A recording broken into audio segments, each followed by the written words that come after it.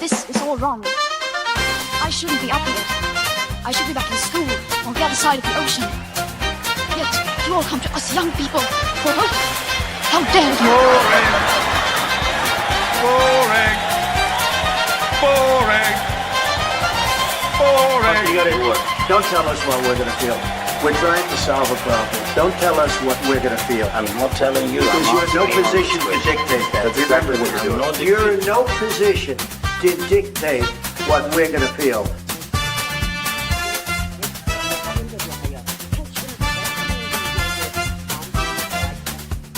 I call again for an immediate ceasefire in Gaza, the return of the sausages, the hostages.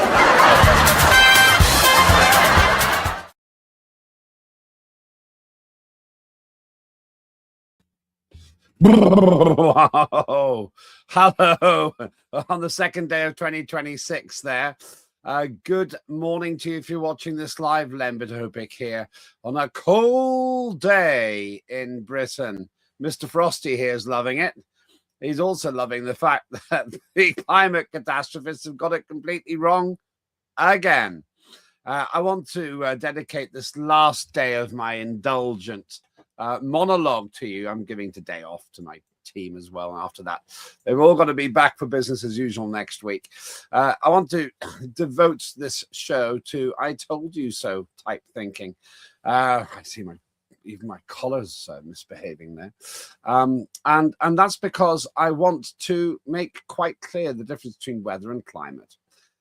Weather is what happens every day. Climate is what happens in the long term. But the I told you so comes from some preposterous claims, which I've mentioned before, but I will keep mentioning because they totally undermine the climate catastrophists who mix up weather and climate. If they're willing to do that, then let's explore their views. So in this brief 2nd of January, if you're watching it live, episode of Lembit Öpik Live, I want to make quite clear that I continue to believe the climate catastrophists have ruined their own credibility on the simple basis that they wanted you to think there was a crisis where there is none at all. This is the phrase I've used many, many times before. David Viner of University of East Anglia's disgraced climatic research unit advised, within a few years, winter snowfall will become a very rare and exciting event. Children just aren't going to know what snow is. And Britain's Meteorological Office said December was almost certain to become the coldest since, and on it goes. This is from over a decade ago.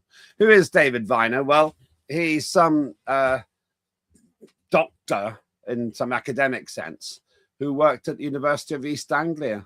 And according to this report, at the disgraced climatic research unit, well, that relates to some very, very bad practice, which looked very unscientific and looked very political when they were trying to cover certain information up and exaggerate other information to prove there was a climate emergency. That's for another time. It's quite a complicated story. But fundamentally, here's the point. Dr. David Viner, in the year 2000, 26 years ago, said, and I quote, "Children just aren't going to know what snow is." Lo and behold, a lot of Britain wakes up to a blanketing of snow. I checked with my children this morning. They know what snow is. They pointed at it on the ground. They said, it's cold out there. And that's snow. So David Viner, at least as far as the Öpik household is concerned, was completely wrong. Why do I keep mentioning this? It's because David Viner was making the classic mistake of mixing up weather and climate. And if he's going to start saying things like children just aren't going to know what snow is, let's apply a scientific principle. My father was a nuclear physicist, by the way, so I grew up with science. And one of the fundamental principles in science is predictable claims. In other words, you make a prediction and you see if it comes true. So the test is whether the claim can be proven to have been right or not. It's really quite a simple idea. I could simply say, if I throw a stone in the water, there'll be a splash. If there isn't a splash, then my theory was wrong. Well, Dr. David Viner's theory is that children, 26 years ago, children just aren't going to know what snow is. Well, we've had 26 years now to see if that's true or not. And it's obviously false. Millions of children today will be throwing snowballs at each other or watching the snow melt, perhaps in some places. but they'll all know what snow is. So fundamentally, what we see here is David Viner summarizing the whole problem with the climate catastrophists. They use weather events like the absence of snow to try and prove some great climatic change. And I continue to argue, maybe you have a different view, you're entitled to have a different view if you want to. I continue to argue that the whole problem is that these climate catastrophists are talking unscientific nonsense. And they do the classic thing, which gets clickbait working. They say things which are meant to frighten you into believing something. And then, well, frankly, it's just not true. Now, let's have a look at some other aspects of what's been going on. And this is, my examples are weather related. But my argument here is that all over the world, we're seeing frequent examples of record cold, not warm, but record cold.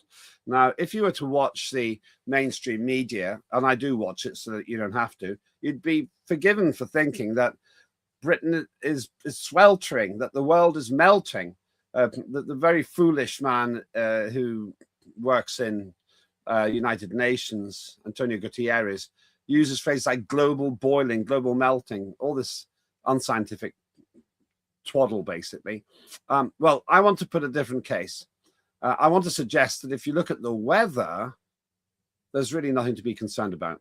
I want to go further than that. I want to say the reason we keep being told that 2025 was a record warm year and so on is because if we weren't told, you wouldn't notice, because the climate isn't substantially warmer. It has got a bit warmer, I think, mainly from natural reasons, almost entirely for natural reasons, but it's not exactly a crisis. Now, here's an interesting story. Historic snowstorm blankets Syracuse just in time for the new year. Now, this story's only a couple of days old. Syracuse, New York, that's a state, by the way, not just a city, it's a state, has received nearly twice its usual monthly amount of snow in December.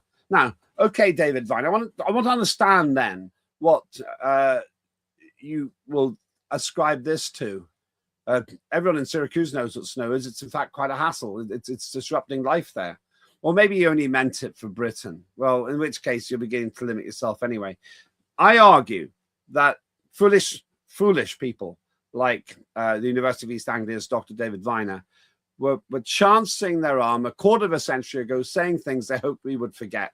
Well, the people in Syracuse haven't forgotten about snow, and it's a very heavy situation. There's a lot of snow going on there, and that makes it once again difficult for those who endlessly use the arguments of snow and everything that goes with it to proceed with that. Here's a video clip about the snow in New York State, and once again, you're not going to be able to measure the depth of it there, but there's no doubt there's a blanketing of snow.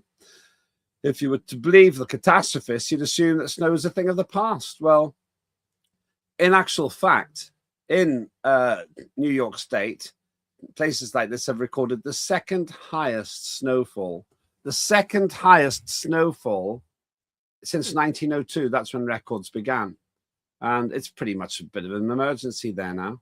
They've got all of this going on, which is perfectly enjoyable to look at, but doesn't really accord with the idea that we're all sweltering in horrendous melting heat. I have to say I quite like snow, even though it can be disruptive. And my children love it. They get really excited. No doubt today there'll be a certain amount of snowball fighting in fields with my two little ones. Now, is it all just restricted to America? No, it isn't.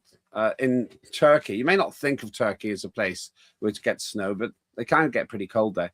Snowfall grips Turkey on New Year's Day. Now, this is this year, or this recent New Year's Day, and there's been some very heavy snowfall. One migrant apparently died in the cold as well. It probably happens more than we realize. So there's no problem in terms of finding places in where though it's been pretty heavy as well. And I could go on and make various examples like this. But let's get back to the other side. We've got Ed Miliband telling us that we have to declare a climate change emergency. Well, okay then. Explain to me, if you understand, Mr. Miliband, the difference between weather and climate. Explain to me how the minuscule amounts of carbon dioxide emitted by human beings could even be doing any of this. And so on the one side, we've got the weather doing its thing with loads of millions and millions of people, hundreds of millions of people all over the world experiencing quite heavy snow at this time. And then we've got Miliband living in his little heated ivory tower, overheating about a climate emergency. And what seems to be happening here is a perfect storm of the catastrophes, people like him, and the actual reality on the ground, and literally on the ground, with the blanketing of snow. Now, why do I go on about this so much? It's because the other narrative you're hearing at the moment is that people are in trouble financially, that Britain's not doing very well. And one of the key reasons is energy costs. Why is energy so expensive in Britain? It's because we choose to have the most expensive energy we could possibly have. That's renewables. Be under no illusion on this. When people like Ed Miliband say, oh, well, the answer is literally solar panels and wind turbines. Okay, in that case, the answer is not cheap, because solar panels are ridiculously expensive. I've had an ongoing dispute. I got solar panels. What a waste of money. An ongoing dispute with the people who installed them. Total waste of money as far as I could see. And as for wind turbines, what happens when the wind doesn't blow? Where's the wind come? Where's the electricity coming from then? You have to have something called spinning reserve. You have to have something that makes up the missing power from the turbines. There's another irony. When it's too windy, they can't run the turbines either. So they're desperately unreliable. Britain is quite windy. It's not very sunny. And so the solar panels don't even make sense at a northern latitude like ours, except in some very limited applications.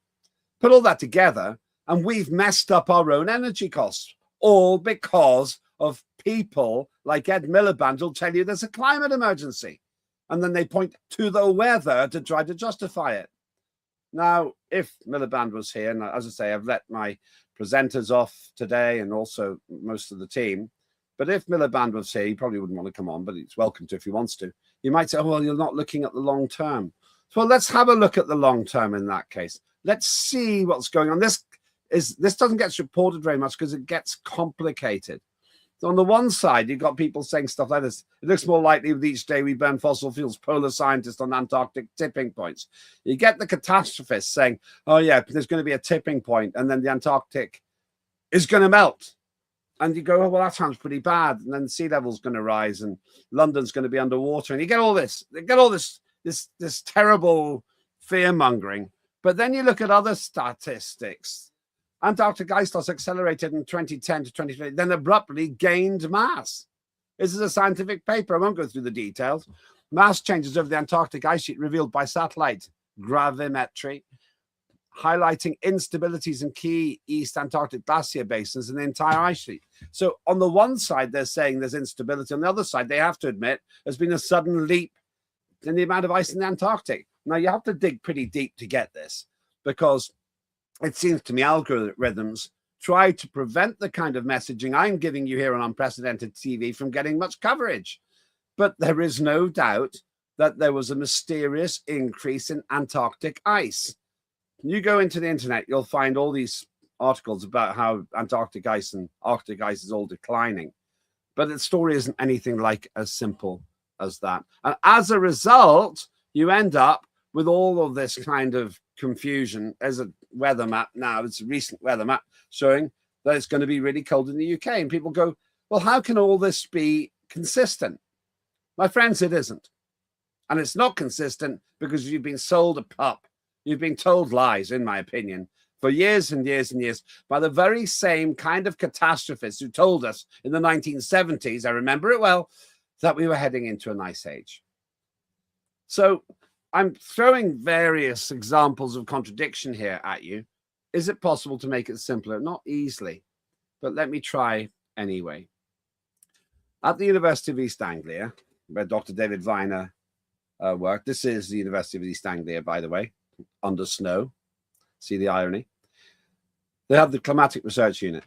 And it seems that that unit, rather than seeking scientific truth, was seeking to prove the climate emergency. Now, this is a much documented scandal. And it's why some people say the climatic research unit is disgraced there. I don't tend to use kind of language like that myself. But the reality is, it looked like the climatic research unit was in league with others in America to try to promote the argument that science was settled, that there's a climate emergency. And yet, as hopefully you've seen, at the very least, the science is not settled. At the very worst, it's just plain untrue. So my feeling here is quite simple. When you got people like David Viner saying things like this, children just aren't going to know what snow is, they reveal a very sad reality about the climate catastrophes.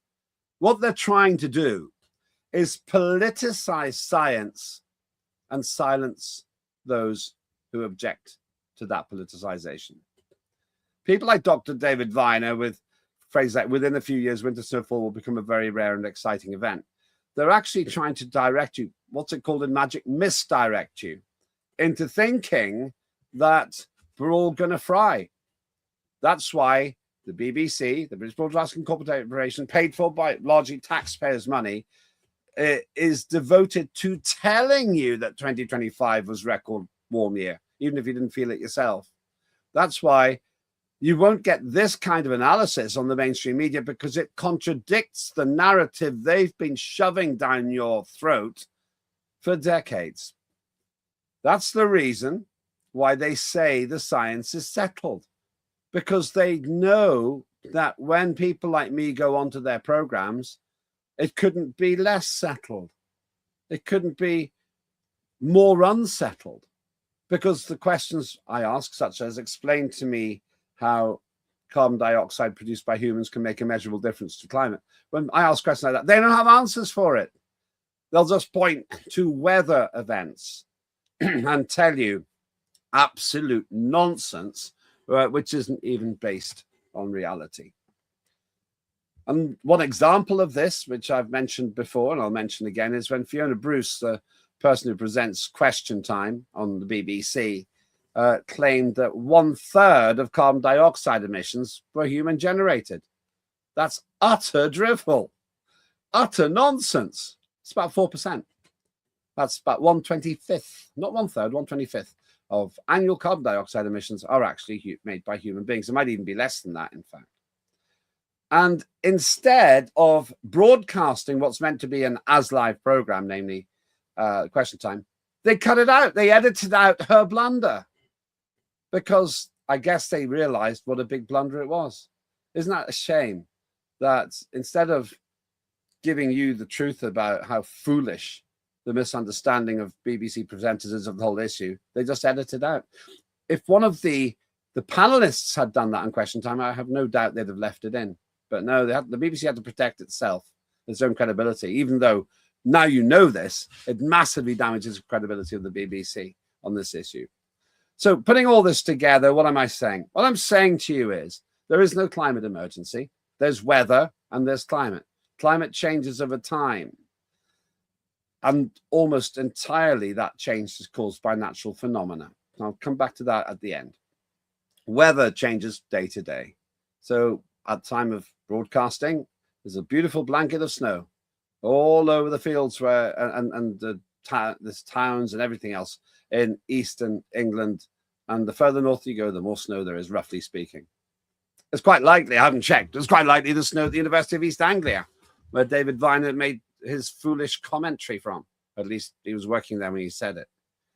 And in the north of England, you've got beautiful, beautiful landscape, in my view, and amber weather warnings as well.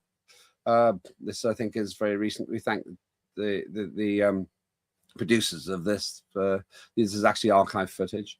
And as far as I'm concerned, there's nothing to worry about when it comes to warming. But, and returning to the last point, I am concerned that the obsession with global warming ignores the reality. Probably in the next 10 to 30 years, it's going to get substantially cooler. Now, I might be wrong. I'm not going to make the same mistake that the catastrophists make who tell you about warming. There is quite a lot of reason to believe that we've reached the peak, the warming peak, natural oscillation, And it's been getting warmer since the last minimum period, which ended about 150 years ago, maybe 200 years ago, something like that. And then it's going to get colder. And that's not good news, because cold kills far more people than heat. And cold needs energy. But if we go down this ludicrous path, promoted by sadly, not just the Labour Party, but also by the Conservatives up to a point, they're actually responsible for kicking off this net zero nonsense, even though they're backing off it now, then people like Miliband will have wrecked our economic viability by having really bad forms of energy like solar panels and wind turbines, and that makes us uneconomic. That has two effects. It makes our power very, very expensive, and worse still, it makes our power variable, unless, of course, we also have all these different kinds of systems which kick in when the wind doesn't blow and the sun doesn't shine. My friends, much as I can poke fun at Dr. David Viner for his ridiculous claim that our children aren't going to know what snow is, a demonstrably false statement, I am very concerned that the biggest danger we face now is idiotic policies coming from ignorant politicians who don't understand even the basics of climate reality. And this can make the United Kingdom economically unviable, and it can make the cost of energy, which is at the heart of every first world nation's financial budget, not viable either. So what we end up with is sky-high energy bills, people potentially freezing to death, if I'm right about things getting colder, and manufacturing drifting off to sensible countries like China, India, potentially Russia, that have no intention of abandoning hydrocarbon fuels like coal, gas, oil just yet. If you look at 1,000 years hence, I've little doubt we'll have found really good ways of powering our society, assuming we haven't incinerated ourselves in some unforgivable act of neglect. And so fossil fuels have their time, or hydrocarbon fuels to be precise, they'll have their time, and that time could pass. But for now, we still live in an age where coal, gas, and oil power your standard of living, where those kinds of fuels power the aspiration of billions of people to achieve the same standard of living that has been achieved by those who have embraced coal, gas, and oil. Who are we to tell those who follow us in those aspirations in third and second world countries they're not allowed to do it on the basis of a fake proposition that the minuscule quantity of carbon dioxide emitted each year by human beings is wagging the dog of climate? It just isn't. 3 final facts for you. First of all, the entire production of carbon dioxide, all of it, in the history of our species, the human race, Homo sapiens, it seems to be less than nature kicks out every 3 years. That's right, 36 months. Nature puts out more carbon dioxide in 36 months than the human race has done in 100,000 years. Second point, back to that 4%. Of the 800,000 million tons of carbon dioxide emitted every year, human beings emit about 40 billion of that. Tiny proportion, maybe less, maybe even less than that. Those figures are hard to figure, but it's something like that. So if we stopped producing carbon dioxide completely, then the emissions would be 96% plus of what they are now. They would be almost the same.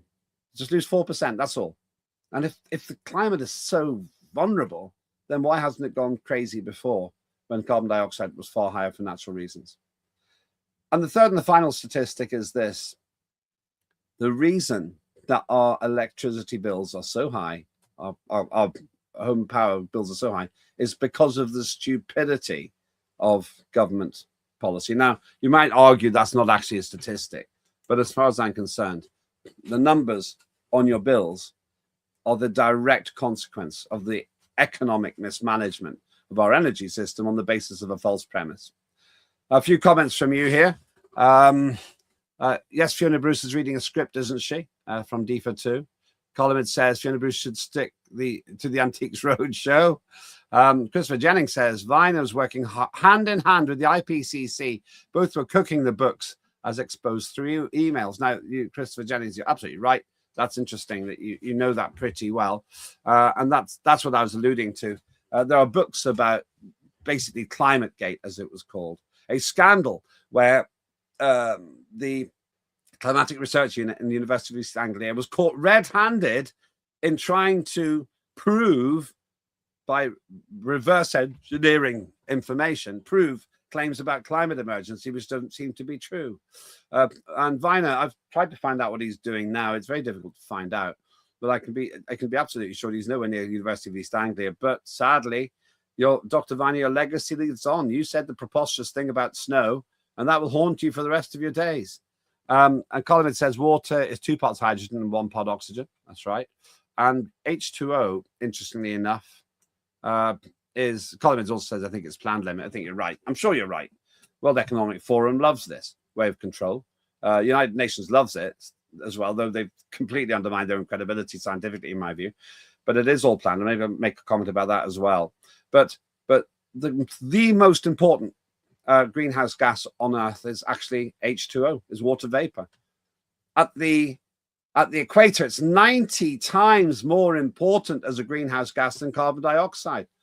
The only place in the whole world where carbon dioxide has a bigger effect on greenhouse as a greenhouse gas than water vapor is actually at the South Pole, where it's desperately cold and the air is very, very dry, very little moisture in it. But on the rest of the planet, carbon dioxide is knocked out of the park by H2O, by water vapor. But you don't hear the catastrophists saying, oh, we've got to reduce water vapor in the atmosphere, because they probably realize that's impossible.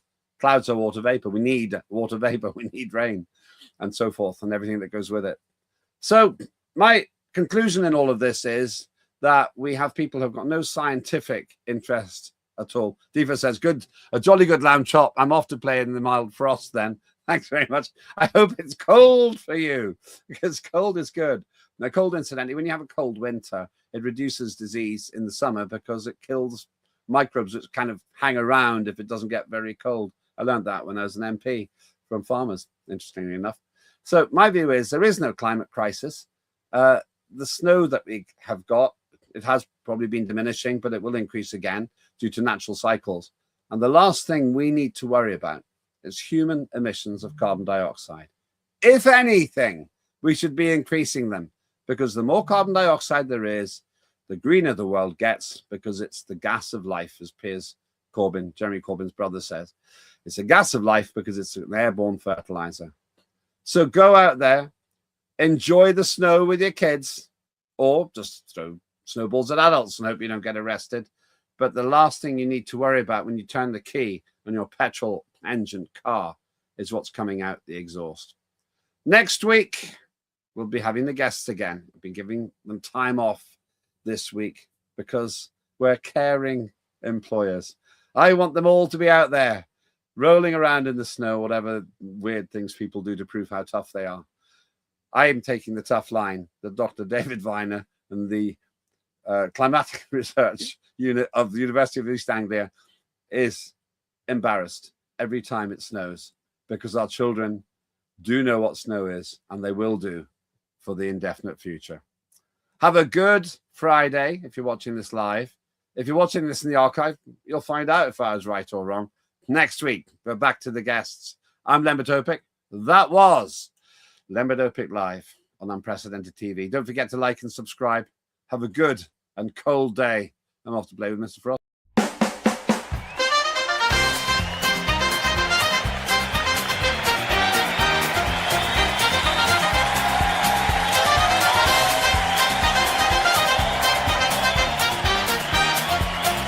Immediate ceasefire in Gaza, the return of the sausages.